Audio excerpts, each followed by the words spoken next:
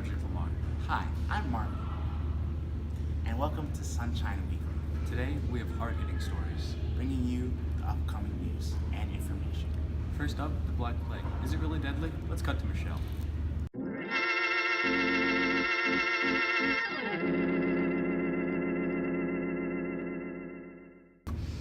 Thanks, Michelle.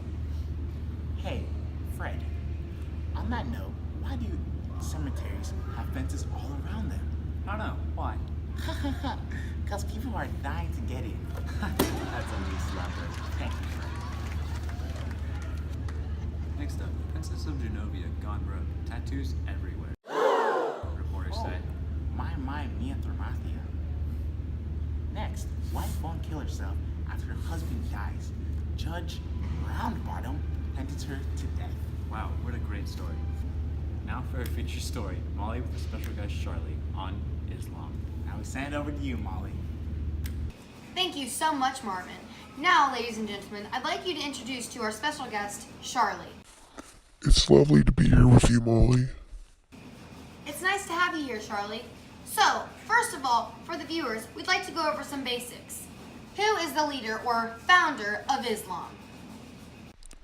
Well, the founder of Islam was Muhammad, who of course died in 632 CE. And what would you call the god you worship? Allah, of course. The Holy Book? The holy book of Islam is the Quran. And a question I'm sure many of the viewers out there are wondering, is Islam monotheistic or polytheistic? Well, we only worship one God, who is Allah, so I would say monotheistic, definitely. Now back to the spreading of Islam. What were some of the basic effects and measures that were put upon these countries? With that conflict, created a division.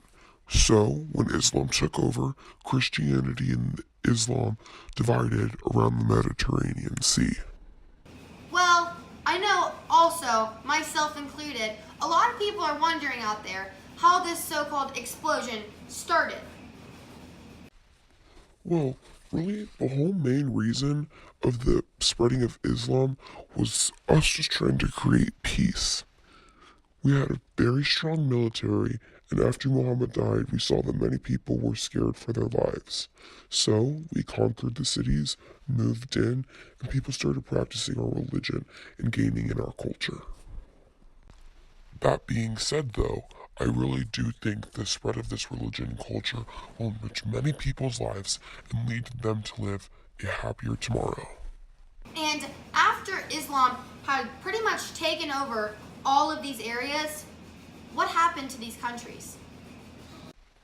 With that conflict, created a division.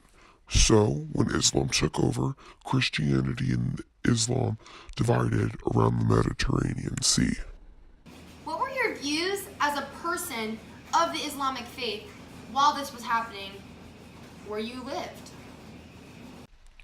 Well, myself personally, being a Shia Muslim, which means I, of course, follow Muhammad and all of his teachings and am guided by the Sunnah, but I also look at Muhammad's descendants like his cousin Ali. And finally, do you have anything else you'd like the viewers out there to know? Yes, there is one thing I'd like the viewers to know. To really satisfy Allah and all of the leaders of Islam, you must follow the 5 pillars of faith. I'd like to thank you for all your time, Charlie. Ladies and gentlemen, if we give Charlie a round of applause for being here tonight. Thank you so much, Charlie. And back to you, Marvin, in the studio.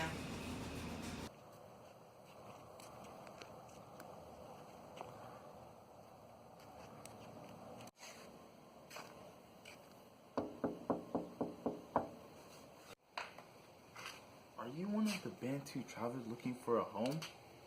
I would love to have you in my home. Save the Bantu people. Just don't push them away. Wow, thanks, Molly. Now I'd like to introduce you to LeBron on a new segment we call Don't Waste Your Money. Hi, I'm LeBron. In today's segment, we're talking about the Silk Road and how it emerged in 600 CE. In the segment today, I'll be talking about the great man I met, an incredible trader, Genghis Khan. Genghis Khan was one of the greatest traders on the Silk Road. With his brute and his great trading abilities, he was able to trade with many people far and wide. I was arranged to meet him in a dark alley, so I was a little scared, but after meeting him, Genghis was a great guy. Me and Genghis were able to go all around his great Mongol empire, from us going all the way to China to a little bit of India. Genghis taught me so many ways to trade and the ways to persuade your people to give you what you want. Many people think Genghis was a horrible man, but to me, Genghis is a great friend. Genghis taught me life lessons, how to reach my goals, and to always strive for greatness. And for that, Genghis, I shout out to you. Thank you, Genghis. Now back to the story. This is a story that's really dear to my heart and to the many people who went to the Silk Road. Corruption. Genghis Khan and his band of Mongol warriors always liked to trade with many people and expand the world. But many people thought he was an evil man. Genghis killed, but also gave lots of materials to many new civilizations and helped them grow their economy. The corruption I'm going to talk about is the horrible prices. Genghis was offering the best prices on the Silk Road. When it comes down to giving the people affordable prices where they can go and make what they want, the Mongols were top dogs. Mongols also offered great protection. They say that if you walk with a silver plate on top of your head, you'll be able to reach it clean as a feather. The Mongols were great, and I recommend them for any of your buying or selling needs. And my journey to find my 21-year-old wife a beautiful dress. This is going to be a long story. Ready to get your popcorn? So basically, I went to go find the beautiful dress for my wife. I traveled far and wide with now my great friend Genghis Khan. Genghis Khan showed me so many different places with so many different styles, but the one I picked was a beautiful one from China. China had a great deal of materials, gold, silver, and the most beautiful jewels you can imagine. So when picking it, I was so delighted. When I gave it to my wife, she smiled. She was so happy, and that also made me happy. Okay. But don't forget, they had great competition. Now I'm gonna send it over to my great friend Bobby in the studio. Are you ever in a need for something wonderful in your life? Well, I recommend you come on down to the Silk Road off of 749 and get some luscious gold flakes. Come out and try our lovely gold flakes. You can put them on your hair, on your legs, your body, or even in your food. Come on out and try it now for the low, low price of $19,800 million. Oh, hi, didn't see you there. Let me talk about the only thing that challenged the Silk Road, the Indian Ocean trade. Now, Europeans were very interested in the spices that were in India, and they were coming from all over the place to get those spices. They wanted those spices. But there were only select times that you could come across the Indian Ocean. So they had to wait for the monsoon seasons, for those winds and those strong currents. They waited for that one select time to get those spices. Now, the Bantu migration happened because of these areas, and Swahili culture started to pop up all over the place. Mixtures of every culture that happened. That was dumb. A mixture of cultures, and they were all set up to stop the Europeans from gaining a presence in the Indian Ocean trade. Trading ports near India and on that coast and in Arabia were slowly and steadily becoming kingdoms through the wealth that they obtained in the Indian Ocean trade. And that wraps up our story. Hi, welcome back to Nellie's Nook. And today, our main topic will be the Bantu migration. As I'm sure you've noticed today, most everything we've been talking about has related back to each other in one way or another. So, for one of our final segments for this show, we'll be talking about the Bantu migration and how it affected the people of Africa. So first off, I'd like to show a little demonstration of how the Bantu people from sub-Saharan Africa to West or South African coast.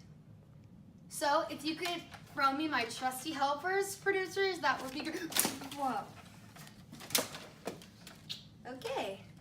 So, to explain the basic phenomenon of the Bantu migration, I have two Barbies right here.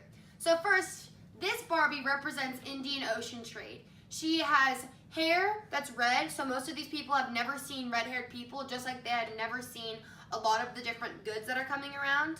She has silver shoes and silver on her dress. Again, a great example of something that I've never seen before, so they're fascinated. Also, one more thing to note, the fur she has, the African people have seen fur, but the abundance of fur that they were now seeing was something like they've never seen before. Now this Barbie, she represents the Bantu people. She looks a lot like everybody else, nothing special about her, and her dress and clothing isn't as elaborate as the people that were dealing with Indian trade were. So this Barbie, of course, envies the new trade and phenomenon going on with Indian Ocean trade. Of course, the Indian Ocean trade was just one thing, but the Bantu people was a lot more than just one Barbie. So, the Bantu people gathered together. This represents, obviously, more than one. And they gathered together and went and decided that they were going to morph and become Swahili, which Swahili is basically a way of saying mixing of cultures. So they all kind of morphed together, and a person came out of it that present day was looking like this. She had a gorgeous dress on, but she definitely kept some of her traditional Bantu ways. She still had similar hair, she had dark skin, so she was definitely merging the two cultures together. I hope you learned a lot from our quick and easy demonstration on the Bantu migration. That's all for now, and so I will send it to Sunshine Weekly back in the studio. Look at these faces. Do you really want the Mongols to hurt these animals too? Call 555-5555 to end their suffering. Hi, is the Black Plague stopping you from doing what you love, like living? Do you look like Michelle?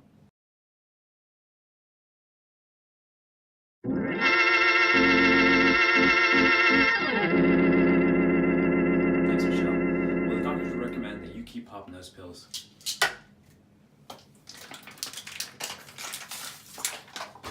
A pill a day keeps the Black Plague away.